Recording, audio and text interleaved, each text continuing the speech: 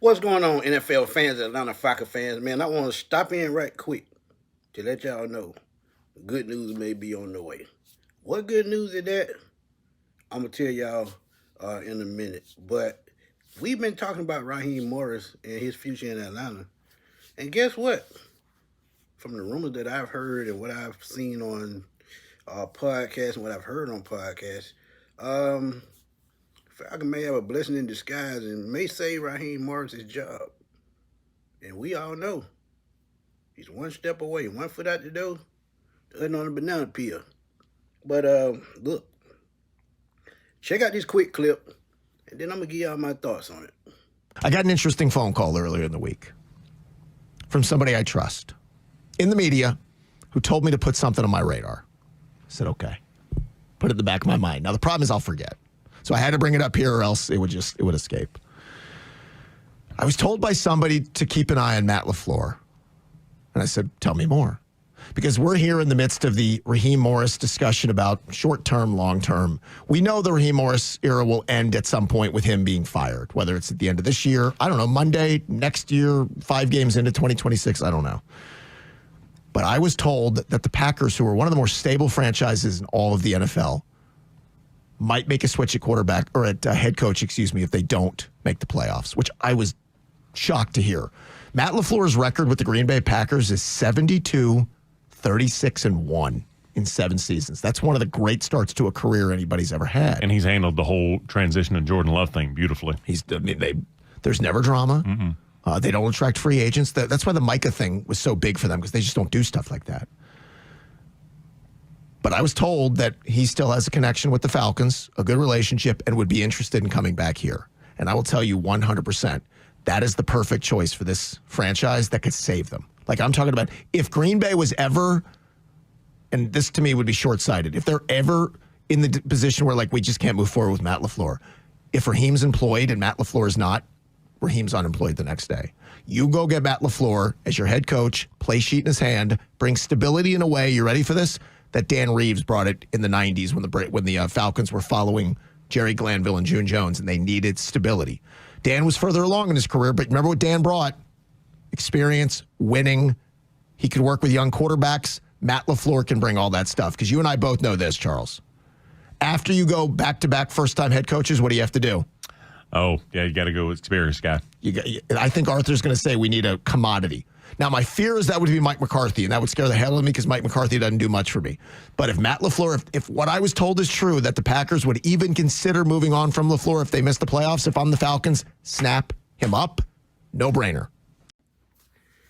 Well, there you have it, man. Rumors, when you know people, you know people. And he said rumors that Matt LaFleur, if they do not make the playoffs, could be on the way out. It's not a surprise. He's been there for a minute. He's went through quarterback change with Aaron Rodgers. He's developed Jordan Love, even though for some reason he seems like this year he didn't seem like Jordan Love the last 2 years. And sometimes change is good, man. And we've been talking about Zach Robinson going to Oklahoma State, not being able to scheme properly, stack plays. And if Matt LaFleur becomes available, you got to make that move. And y'all remember the 2016 season, and we talk about that all the time as well. There were 3 head coaches, the current head coach that was on their staff. And I told y'all some years back that I felt like one of those 3 guys should have never made it out the door. And if you make Matt LaFleur the offensive coordinator when Kyle Shanahan leaves, I think it's a no-brainer. He knows how to run the system to a T. He was there during Matt Ryan's MVP season in 2016 as the quarterback coach. And he gradually moved his way through with the Rams as a quarterback coach. And then he takes over in Tennessee and becomes an offensive coordinator before becoming a head coach in Green Bay. And he's had a hell of a good run, man. I think he's like 72-37 or something like that in the tie. But it's somewhere in that range. But sometimes, no matter how good you coach, sometimes it's just time for some things to come to an end. Green Bay has made certain moves going to get Michael Parsons, so they expect Green Bay to be further ahead than they are, and I've been reading articles about him possibly being moved because they don't think he can be that guy to win them a Super Bowl. And the crazy thing about saying that, he actually coached in the Super Bowl, so he knows what it takes. And he was up under Dan Quinn, so the familiarity is there, and Raheem Morris preaches that. So when you look at how he would fit with the Falcons, like I said, he was here when Matt Ryan won MVP. I think he helped Jordan Love become Jordan Love because first 2 years, Jordan Love was not looking like a first-round pick. Bring in Michael Penix. Same West Coast style offense. And remember, when I told y'all, Kyle Shanahan,